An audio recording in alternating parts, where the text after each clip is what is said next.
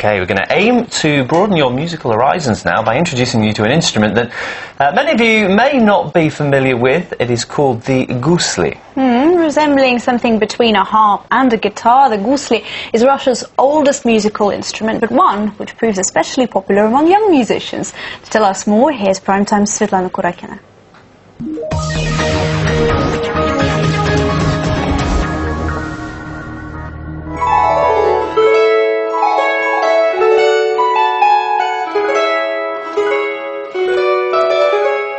The sound of these strings is often described as crystal. It's the sound of Russia's oldest musical instrument, Gusli. Gusli is considered to be a symbol of Russia's musical culture. Its sound was loved by both the peasants and the nobility. Tsar Ivan the Terrible even had a special band of Gusli players at court, and so did Empress Catherine the Great. The first descriptions of Gusli appeared as early as the 5th century. The origin of the name remains unknown, although the word Gusli is thought to have meant a bunch of strings. The instrument is usually compared to a harp, only it's held more like modern guitars. There are several types of Gusli, with a varying number of strings, and Dmitry knows all about them. This one's small. It's typically used by children learning to play. It has 12 strings.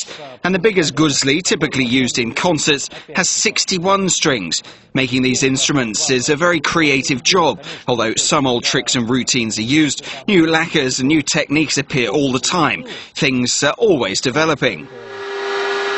It takes Dmitry from 1 week to 1 month to make a Gusli, depending on its size. After the instrument's body is made, it's covered with up to 20 layers of lacquer to become smooth and shiny. And then the strings are anchored. For each Gusli, at least 7 different types of wood are used.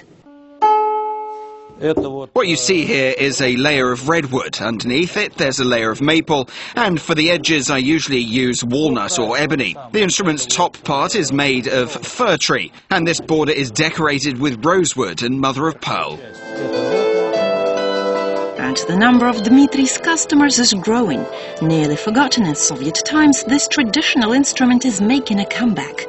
More and more musicians like Pavel fall in love with its crystal sound.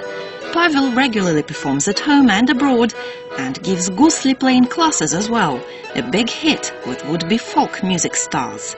I initially studied to play the piano, but then I heard the sound of Gusli and knew I had to learn to play it. And it's fairly easy to master. Maybe that's why it was so popular, and children like it so much, because unlike the piano or a violin, anyone can do it.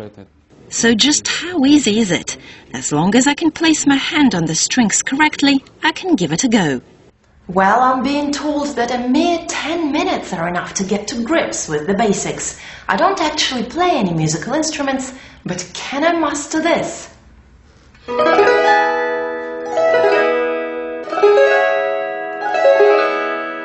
Striking a chord is simple, but I still think I'll leave it to the professionals, like Pavel, who prove that centuries on, the crystal voice of Russia's oldest instrument still strikes a chord with music lovers. Svetlana Kurakina, Primetime Russia, RT.